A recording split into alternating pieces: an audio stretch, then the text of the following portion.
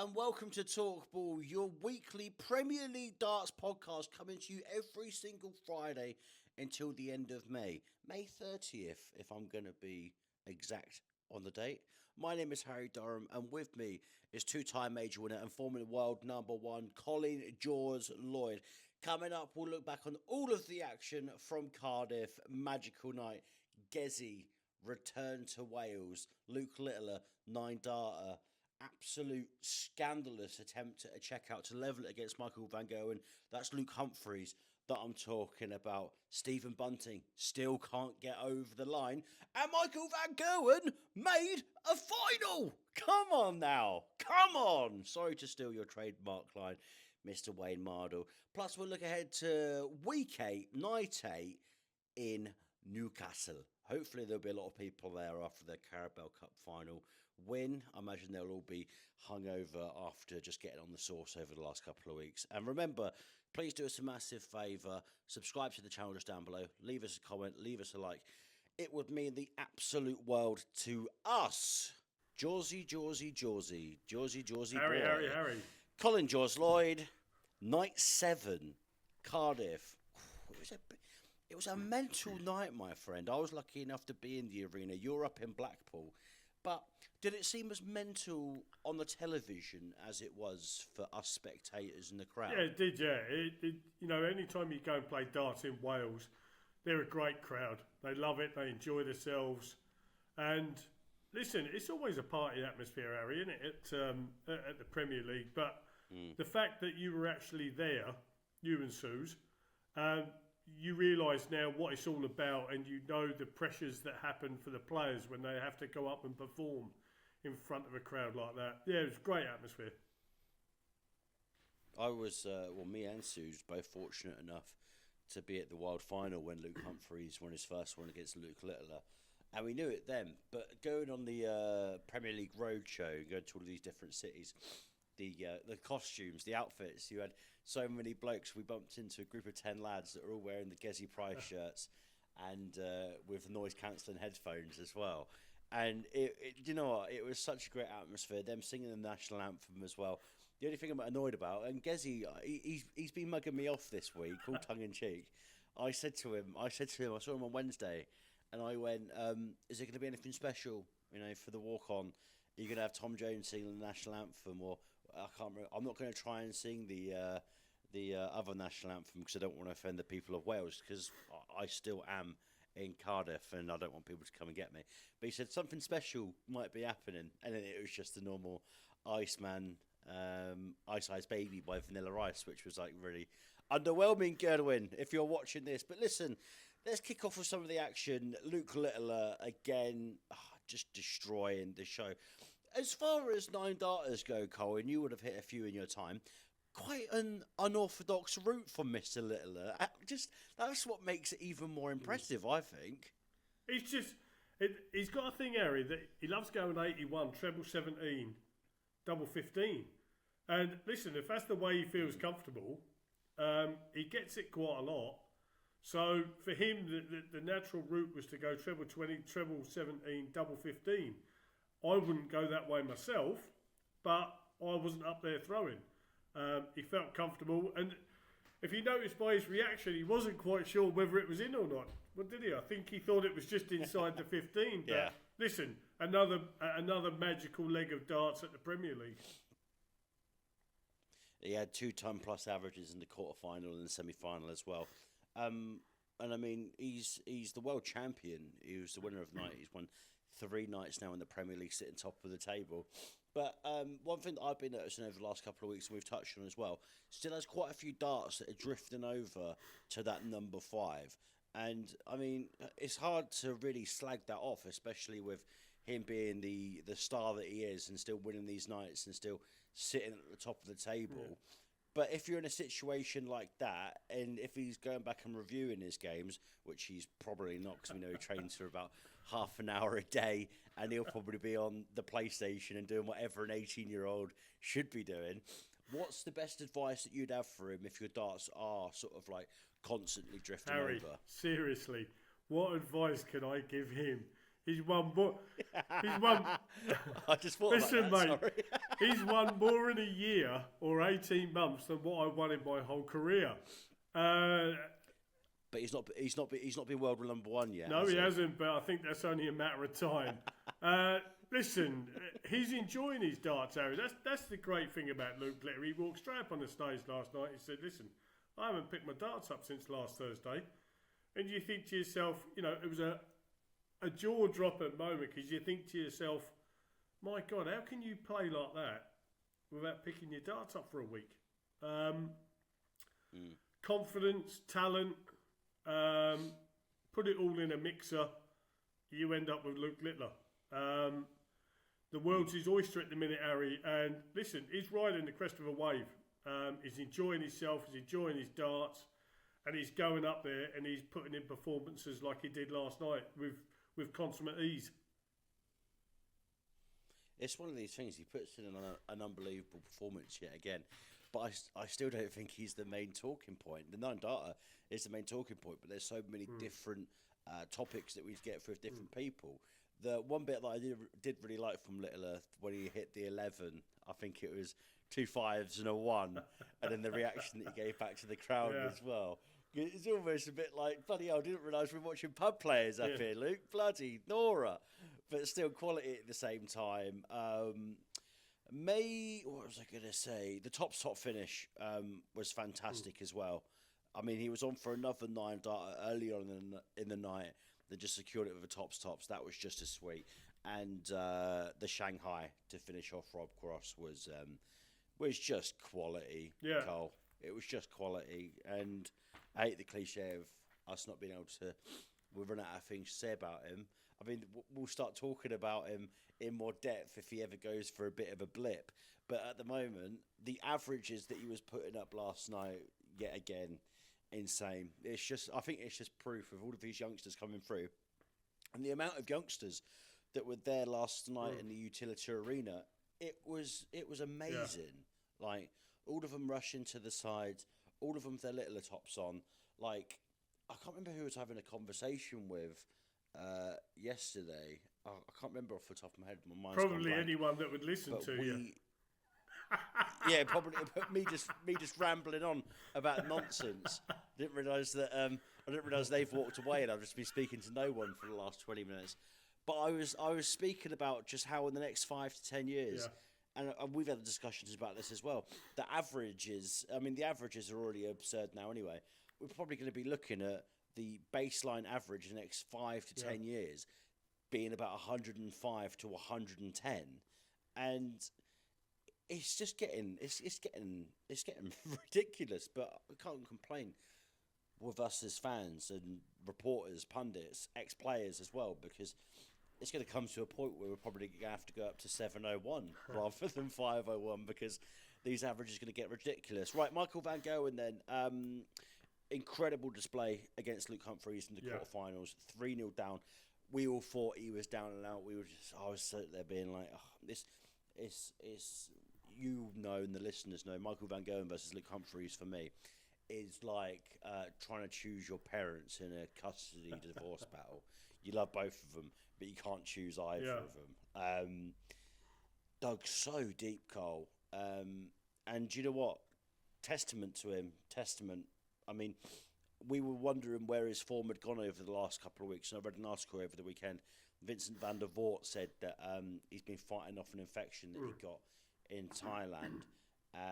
So listen, a few missed darts at double. We're chasing numbers around the board a little bit. One thing I noticed, and I was lucky enough to meet her last night, and I saw Michael as well. We had a really good chat, was his wife Daphne. I've not really seen her at too many games over the last sort of like couple of years or so, obviously, because with them having young children. But do you reckon Daphne was probably brought to Cardiff as a confidence boost to help him get over the line? No, I don't think so. No, when you go to a darts event, Harry, 9 times out of 10, a player, if he's got a partner, wife or whatever, they'll turn up and then the wife goes that way, the player goes that way. It's a matter of getting your head on, getting your head right. She'd have wished Michael all the best. And he went out there, and like you say, he was 3-0 down, and to get a leg on the board, it was a 10-darter. Lost the very next leg, then done another 11-darter. And then it just progressed from there, really. Ended up with 104 average.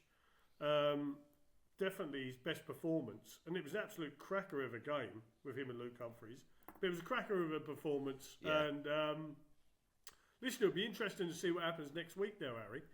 Because Michael's just proved a point not only to himself, not that he needs to prove a point to himself, but he said to the others, I'm still here, and I can still cause chaos.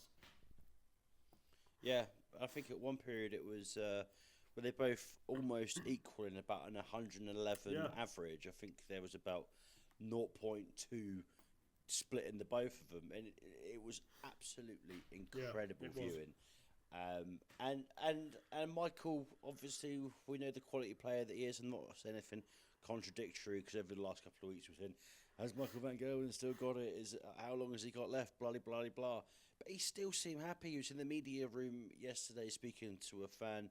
I saw him outside the back as well, in really good spirits. And, you know, it is quality to see him bounce back like that as well, because he probably was thinking in his head, and you would have been there, when you're in those, if you're in that sort of format, and you go 3-0 down, I mean, the vast majority of players, unless you've got quality mindset, will probably fold. And I was like, God, I can't deal with Michael being beaten 6-0 here.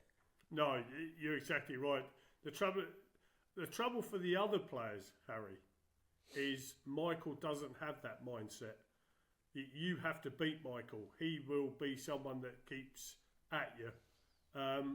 His body language will tell you different, but inside, if he's struggling for a performance, he'll be seething.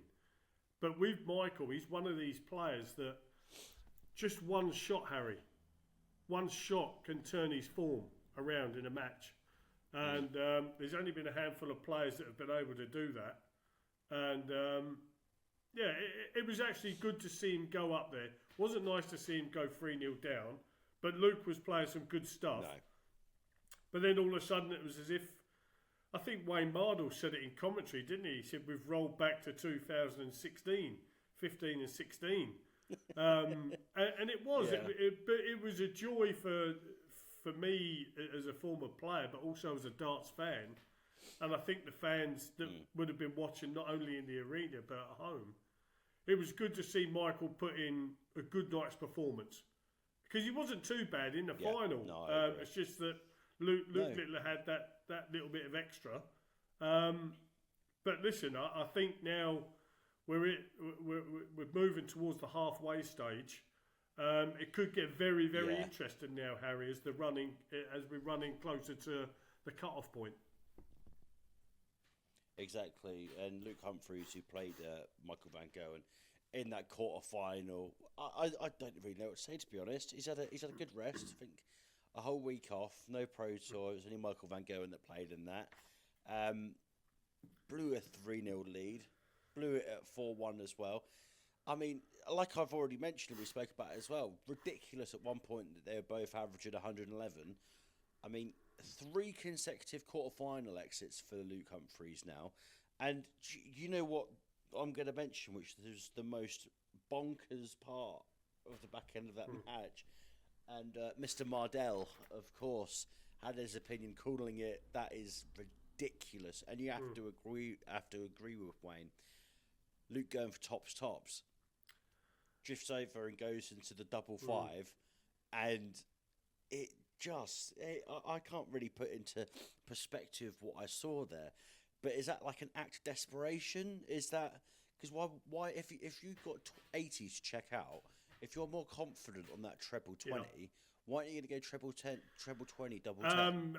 I sort of think that I think Luke was he just sort of went, you know, it wasn't really going his way. Like you say, he'd gone 3-0 up, 4-1 up, and he'd possibly got to the point where he thought to himself, Joe, what, I shouldn't be here. I should be at the back getting ready for a semi. And sometimes when you let that creep into your mind, Harry, you get a little bit too relaxed. But when someone's constantly coming at you, all of a sudden then you find it hard to find your form again. And I think that's just what happened to Luke last night. He tried something, it didn't work, and he got punished for it. And that's why I love this. I love the format of the Premier League so much as well, because you can be in the lead, and we've seen it a couple of times this year already. And even though it's such a short window of the 6 legs, you are able to bounce back, and you have like a proper dogfight with someone, you know. And it's just nothing as a darts fan.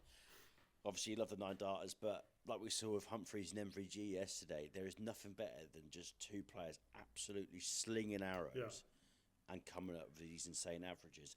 Like I mentioned with Gezi, I also bumped into Luke Humphries this week as well. I interviewed him for talkSPORT, and he did tell me that he's not really fussed about coming top of the Premier League, just as long as he makes it to the O2. He's got a point there, Cole, doesn't he? Like, I mean, it's nice to say that you finish number 1, you finish top, but it's the big prize at the O2 is what he and the rest of them will want, isn't it? I mean, if you finish top, that's great. But you might lose your semi-final game, and you go, "Yay! I finished top." Oh, I got beaten this first game in the semi-final. Listen, it's a battle every week, Harry. It's a battle every week for all late competitors. Some are finding it a lot easier than others. But like you say, it's just a matter of being that top 4 at the cut-off stage, you know. Being that top 4, you've got a chance of becoming the Premier League champion. If not, you know, go back to the drawing board and you live to bat another day. I sent you a video of the chat that me and him had, you did. And the potential leak that I think he absolutely let slip, that massive hose pipe that he opened, and we clocked it, and it was, I don't know if it was like a slip of the tongue, where he says, we all know the winner of the world is going to win £1 million. Well, we know that Uncle Barry Hearn is set to release some of the new pay structures and some big announcements coming up, which I've predicted will be a big old tournament over in Saudi Arabia, which will probably be a winner's fund of like 2.5 million.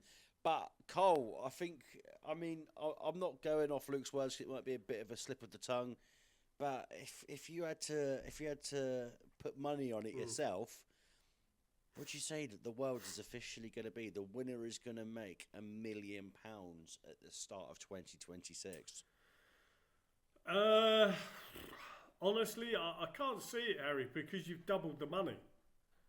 You can't just double the money of the winning fund. You've got to break it down at least a little bit. You've got to come down, the running-up prize got to go up, the semis, the quarters, everything's got to be done. But it's madness.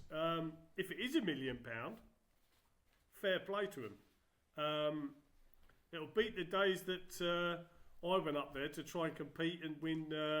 I think my first world was something like 28,000 to the winner, or 30,000 to the winner. But listen, it's great for darts, Harry, isn't it? I mean, can you imagine it? Can you imagine being a qualifier? Yeah. If you come in through the back door and you're a qualifier, and at the end of it all, you get handed a cheque for £1 million. My God, how good would that be? I mean, £500,000 is somewhat life changing, but £1 million.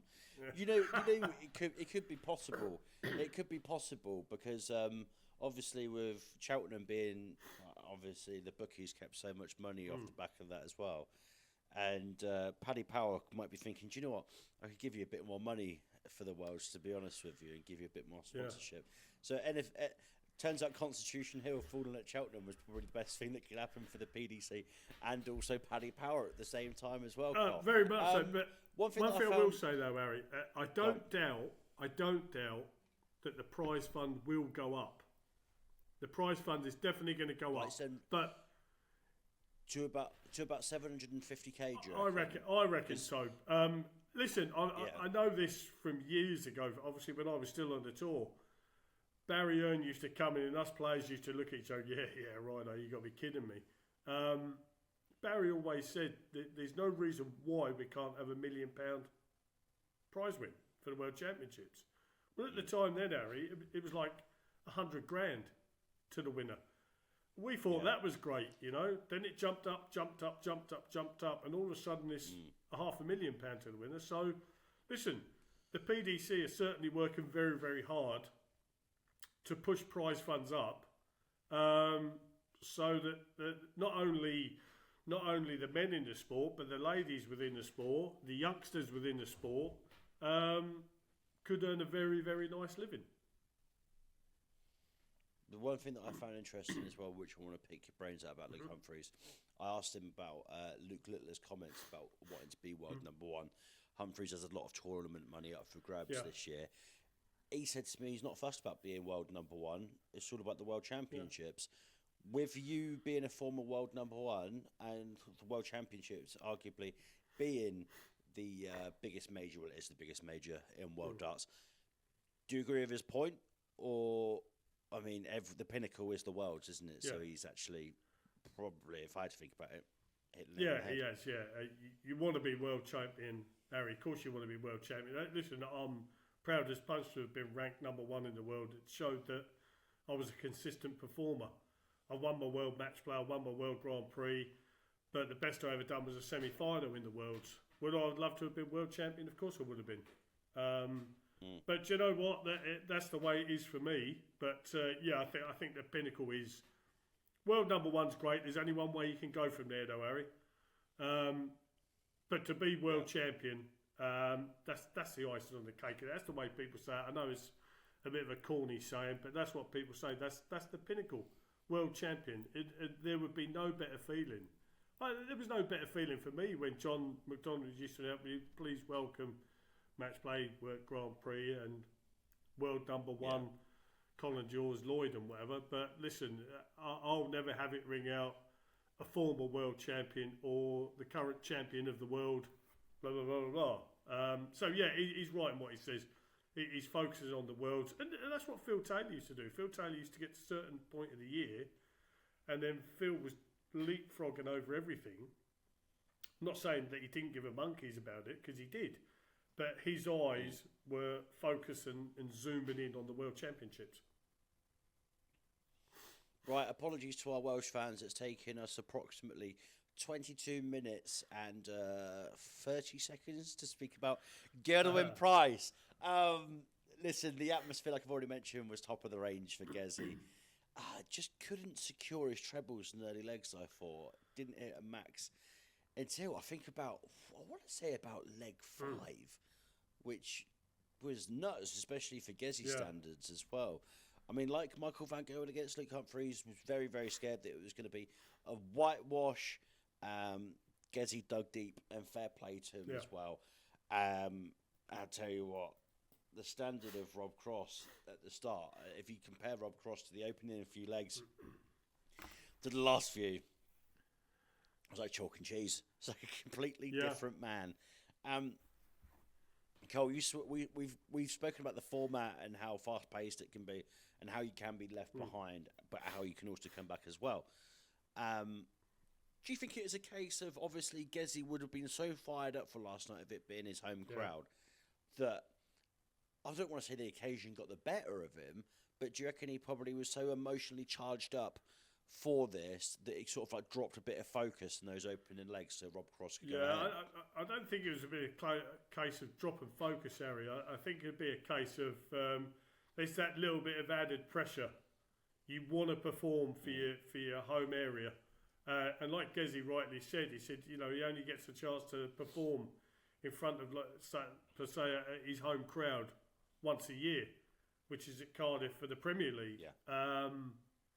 And he went up there, and he was like a rabbit caught between the headlights, wasn't he, the first three legs or so. Nicked a leg, got another leg with his first 180, and then he could have actually made it 3-all, Harry. He missed double 16 for a 1-4-3 checkout. Rob Cross took the initiative, took the 4-2 lead. Listen, I think, I don't want to say Rob folded, but all of a sudden he couldn't hit anything, and that 170 just come out of the blue. But when I sat there watching it, he threw the first dart, and he stopped. I thought, what are you doing stopping? What are you doing? And he sort of took a step back, but it sat that nice. He stepped straight back up, bang, stepped back again. But that's what Rob does. And then just calmly slotted in the bullseye to basically silence the Cardiff crowd. But it was a cracking shot. It was an unbelievable shot. I said to the people that we were sitting next to, I was just like, how the tide will turn. Obviously, he'll win the game if he hits the 170. Yeah. But, I mean, with all due respect to Rob, and Rob will say it as well, the performance in those later legs, he didn't deserve to win the match, if I've got to be completely honest with you. With him being unable to secure any proper trebles and even any decent numbers. And B, like, just the audacity to try that at the same time. It gives us such amazing memories, and to do that to Gezi, especially in Wales as well. I mean, Cole, you would no doubt during your career you would have been in a position like that where you have dominated a game, and then in the second half you've sort of tailed off, and it's looking like it's going to go more in your opponent's favour, and you will come out of a clutch checkout to go and take the win. But what's the feeling like when you come off stage? Because do you almost feel like you've been beaten, or like is it like a half and half of adrenaline? Like, where's your head at? Because you're probably thinking that you've gotten away with one, but then at the same time, you've got a bit of buzz from hitting a big fish. You've got the buzz, Harry, and you're right in what you say. You come off and you think to yourself, "Oh, got away with that one." What? But then you start analysing, thinking to yourself, "What went wrong? What went wrong in the middle of that match there?" I was in control. I was in control of my emotions. I was in control of the way I was throwing. Everything was going great. Then all of a sudden, I couldn't hit a cow's backside with a banjo. But when you do that, you've got to then think to yourself, or Rob would have had to think to himself, right, I'll look at that another time.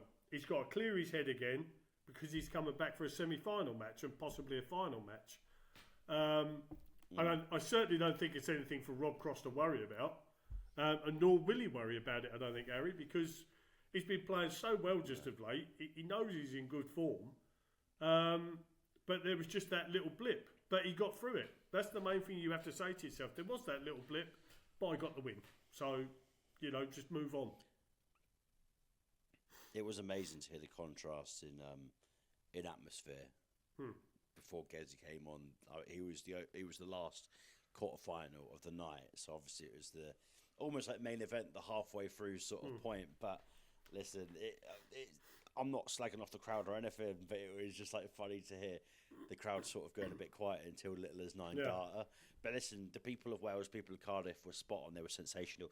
Right, let's get down into the bottom half of the table then. Stephen Bunting, Jesus. I've got to say that opening match between Stephen Bunting and Chris Dobie was difficult viewing. I've just got to be completely honest. I messaged you, Harry, didn't I? I mean, you messaged me and I fired one straight back to you. That's the toughness of the two players that are at the bottom of the division. It was always going to be a battle because Chris has already had 3 points. Stephen hasn't got any. And so it was always going to be. It was going to be a dogfight. It was going to be a dogfight. It was going to be scrappy, and it was who was going to come out of the other end of it. And unfortunately for Stephen Bunting, it was Chris Dobie. Listen, I don't mean to sound like that. Chris Dobie will be delighted, but the thing for Bunting, I think the pressure's really starting to build now on Stevie, because he created opportunities. Harry, he did create opportunities, but although he got 2 legs, there was a couple of times. You just looked at him, and I thought, I was just shaking my head. People must have thought, what's he shaking? Because I actually watched the darts in Champs Bar in Blackpool. I had my little book, taking some notes and whatever. And people must have thought, what's he keep shaking his head for? You can tell by someone's body language and the way they are Listen, Stephen's just got to he's just got to keep battling on. You know, I think I say this every week now, Harry. He's there on merit. He's there on merit. He had a fantastic year last year. He started off the year great with the Bahrain Masters and whatever. He's justified his place in there. But I just think he's put in some good performances, but he hasn't got any points. And I think that's just building on him a little bit. And Stephen probably feels like he's got the weight of the world on his shoulders. He's just got to stand back, regroup. It's easier said than done, Harry. I don't mean it like that. It's easier said than done, but stand back, regroup, and just try and enjoy yourself, because he really doesn't look like he's enjoying himself anymore either. He was really struggling on that left side of the board to check out with his 16s and his 8s. So like you mentioned, Chris Dobie was there for the taking, especially when he didn't secure the 14s. It was the same situation again in the fifth leg. I mean, when he was trying to check out on the 8s, I think, in the fifth leg, he wasn't even close to the wire, which, I mean, it wasn't even as if it was like a fingertip or even a fingernail away. It was literally almost as far as you could get. And that's what will be to the outer that's what will be region. disappointing, Harry, for Stephen, because he loves double 16, he loves double 8. And for him to not even frighten the double, it'll be disappointing. But I mean, they're away this weekend. There's a tournament on a Euro Tour in Germany, and so hopefully he can go there, get a few legs under his belt, get through a couple of rounds, and try and get a little bit of that confidence back. Do you think his race is run in the Premier League now? I know we've got what is 7 weeks that we're in so far. Is it we've got 10 more to go, and I mean 9 more really if you don't make it to the O2. But do you think he's actually done and dusted now? Quite possibly, yeah.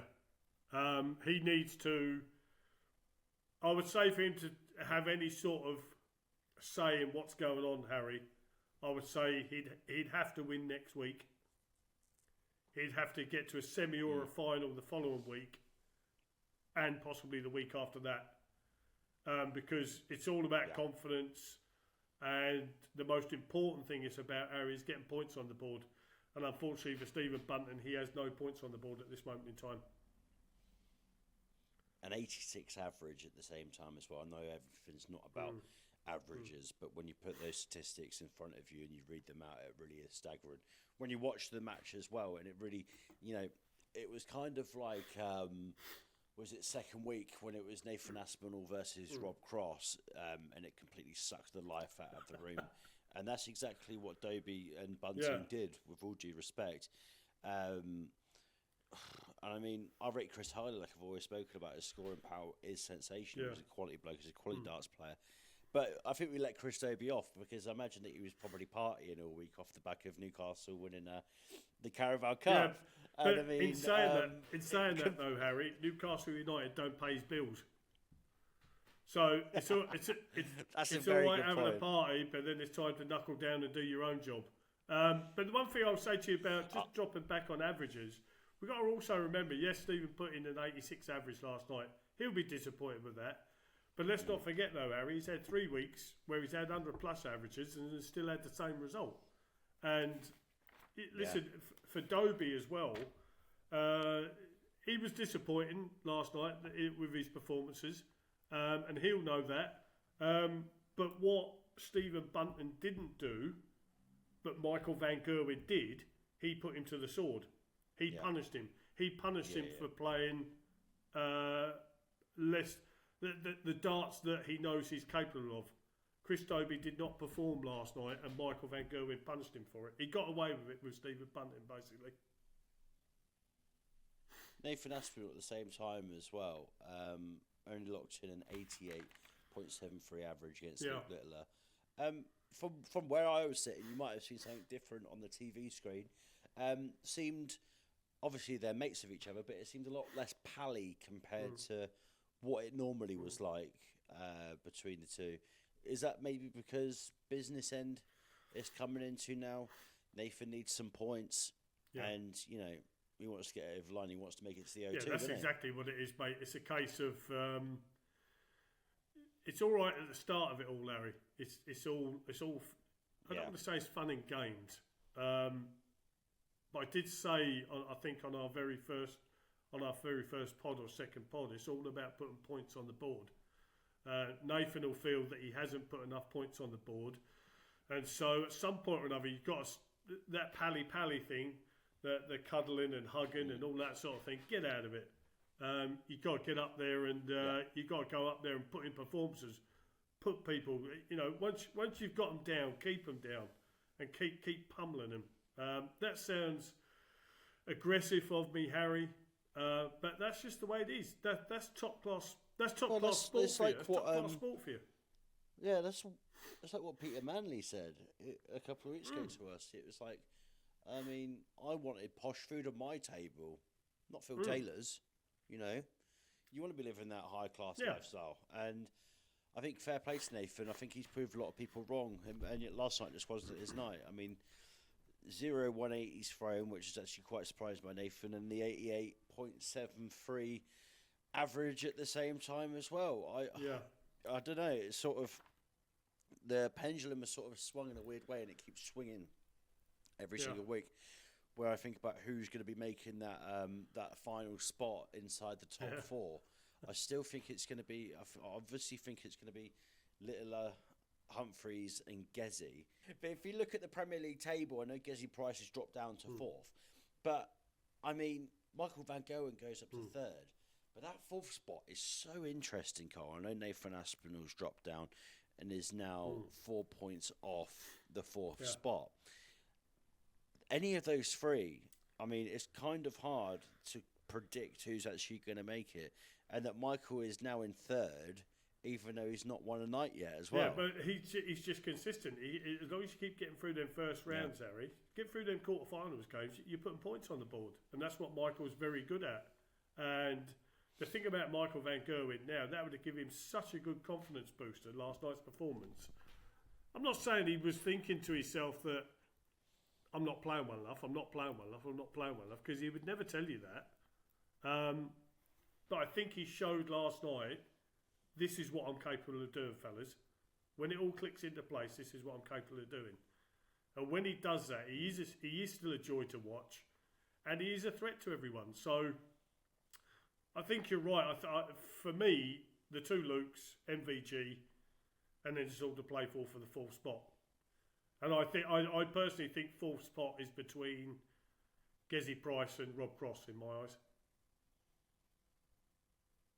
Premier League Night 8, March 27th. Utility Arena again? Is that right? Utility Arena. Is there a Utility Arena in Newcastle? Mad. I mean, Utility's just taken over the world. Maybe Utility can sponsor. Did you just try and do a Geordie accent? How man? How I'm gonna go Newcastle and find out what kangaroo testicle is in this bush tucker trial. That was just terrible. That was just horrendous. I mean, if they bring back Biker Grove, I don't think I'm gonna be getting a call. Harry, stick to whatever it is you do for talkSPORT, mate, and don't try and do accents, all right? Listen, night 8, March 27th, Utility Arena. Newcastle, quarterfinals as followed. Luke Littler versus Stephen Bunting. Two good mates at the same time as well. It's going to be a massive battle. Gerwyn Price versus Rob Cross. Luke Humphries versus Chris Dobie. Chris Dobie playing in front of his hometown crowd. Michael Van Gerwen versus Nathan Aspinall. The matches in night 8 determined by league placing. I mean, you'd like to think Chris Dobie, being on home turf, that he would be able to pull up some trees. But, I mean, he's playing a man in Luke Humphries that, I mean, if he goes 4 weeks consecutive outings in the quarterfinals, I mean, Luke's got to bounce back at one point. I'm really interested to see how he does in Germany this weekend. But Chris really needs to take that in his stride in a way, because Chris needs to take it as like a treat Humphries like he's in a rut. You know what I mean? That is this quarter-final situation is in his head, and he's playing in front of his home crowd. But that's as well. the thing, Harry. That's what we were chatting about earlier. There's that added pressure for Chris Dobie of playing in front of a home crowd, and we saw what happened with Gerwyn Price last night. You sometimes go up there and just try that a little bit too hard. And the thing with Chris Dobie, he cannot put in the performances like he put in last night. Not against Luke Humphries. He can't give Luke Humphries a 3-0 head start. And I'm not saying he will, but he can't give him that 3-0 head start because Luke will just be all over him. And same goes for the other Luke when he plays Stephen Bunting at the same time as well. I mean, Stephen Bunting's form and performance last night is eye-opening. I know the head-to-head between the two of them, it isn't dominated by one of the two. It's always like, right, you win one, I win one. You win one, I win one. And I'd like to think that Littler wouldn't take it easy on his good friend, Stephen Bunting. I know the two families are close, the two players are close with each other as well. But Stephen really needs to have a good weekend and a good week as well. I mean, yeah, I just don't... Listen, Harry, they always say, don't they, mate? Friends are friends, business is business. It's as simple as that. It's nothing personal. It's just a case of I'm up there to do a job, you're up here to do a job. It just so happens at this moment in time, my job's going better for me at the moment than it is for you. But if Stephen can break that and have a run next week, we might see a different Stephen Bunting on the running. You never know. There's a funny old game as darts. Obviously, we've got the Euro Tour in Germany this weekend, and we don't know what's going to happen off the back of that as well. Obviously, you've got some truly phenomenal players playing in that throughout the PDC. Connor Scott, by the way, our good friend, I think he's playing Jan van Veen, who we recently played in the Pro Tour as well. So there's going to be some unbelievable names. It's not all just about the Premier League. There's going to be some unbelievable talent throughout the PDC that's going to be playing there this weekend. But, I mean, if you had to put a bet on right now who's going to take it home in Newcastle, from what you saw last night, I mean, it's so hard to predict because you don't know who's going to turn up. Gerwyn was unbelievable in Nottingham, even with the crowd not on his side. And won the night. But if you had to look at it off the back of what you saw last night, early predictions, and they were 6 days away. Haven't seen the Euro Tour yet. No. But who's going to take it for you? Well, I think on last night's performances, you can't look past Luke Littler, can you? I mean, I know people are sick of hearing it, but that's just tough. The young man's playing absolutely sublime at this moment in time, and he's doing it so easy. Harry, you know, to not pick up your darts for a week and go up on that stage last night and put in performances like that is just mind-boggling. I think it's time that people started believing the hype. I agree. He is that good. Listen, that's not to say that any one of those guys that are playing in the Premier League can't chuck a spanner in the works to stop him from winning next week. Not one of them. Because they are that good. That's why they're up there. They're classed as the elite. And like you've just said, Harry, as well, Euro Tour this weekend, there's plenty of other players that are going to start throwing their hat in, saying, listen, I want some of that. I want to play in that week in, week out. Yeah. Because I know I can put performances in to compete in that.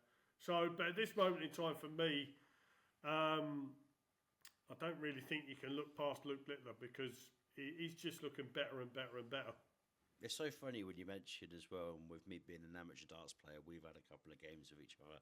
And you speak about Luke Littler not picking up his darts for a week and then just throwing absolute bombs on nukes. And then there'll be some days, like last Saturday, I was averaging about 75 in my living room. I was playing sensational. Then I pick him up again. I pick him up again on Sunday. And everything's just going in either the bed and breakfast, or I'm just securing treble ones. And it's just like, obviously, I'm not comparing myself to Luke Littler, but it is so funny the fact that he can't play for a week, and yet the world class standard is still there. and you've got people like Bunting. You've got people. I think Connor Scott. I think even puts in about 8 hours a day. He's the first one on a practice board. He's the first one in as soon as the arena opens, and it's just testament to Luke Littler and the natural talent that he has in this game, that he can just rock up and just get a ton plus average. It really is scary stuff, Cole.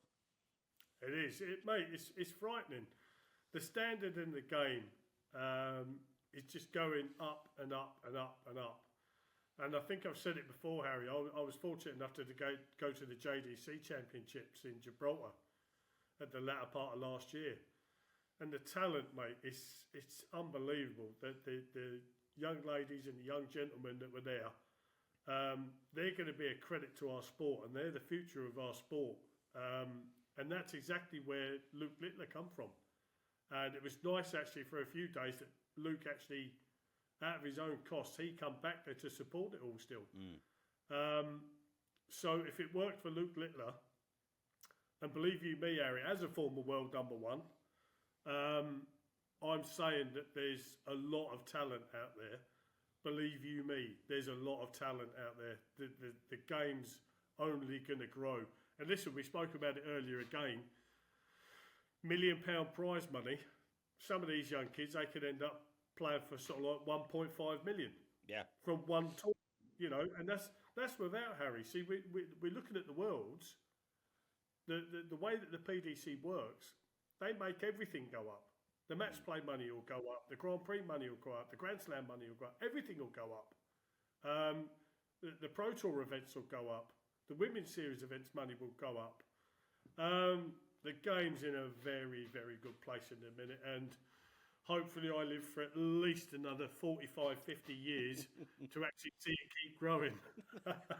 Well, as soon as that prize money goes up, we've got to send you back to Q school so you could try and get a... I know we always say it, but listen, £1 million prize fund, that's when... me and you go into business negotiations, and I become your new manager, and I take 50% of your winnings. That's just what happens. It's just loyalty to this podcast. I'll make you sign the contract when you've had a couple of Guinness. Cole, before I let you go, what's the weekend looking like for you, my friend? Are you staying up in Blackpool, or are you going back down to Essex? No, I'm staying up here. I'm staying up here now for a few weeks. I'm looking after very good, very, very, very good friends of mine's guest house. It's empty at the moment. They were going to sell it, but unfortunately it didn't happen. So I'm just staying up here. I'm going to go and do some... I go walking every day down on the seafront. I usually do 4 or 5 miles a day. Do some body weight exercises, start getting myself a little bit fitter again. And I'm just going to relax and enjoy myself. Do my bits for Winmore, Red Dragon, Nodor, whatever. Hopefully try and take in some development tours and pro tours and things like that, ladies series. But yeah, just doing Jawsy things here and there. Trying to stay out of trouble as well. Living the dream, mate. Living the dream. That's what I'm doing. Living the dream, look. I got paid this morning, so I went straight on Dart Shop and got myself some new flights. And tell you what, I can't wait for them to arrive because I'm such a boring soul that I'm just going to play darts all weekend. I've got friends, everyone. I got loads of friends. But so you say? Yeah, well, yeah. Seriously, no, I do. I've got a whole hockey set up in my living room. And when I've got nothing on at the weekends, I just nothing more I love than just, quiet house and just launching a few, trying to... So you're not doing anything apart from throwing darts?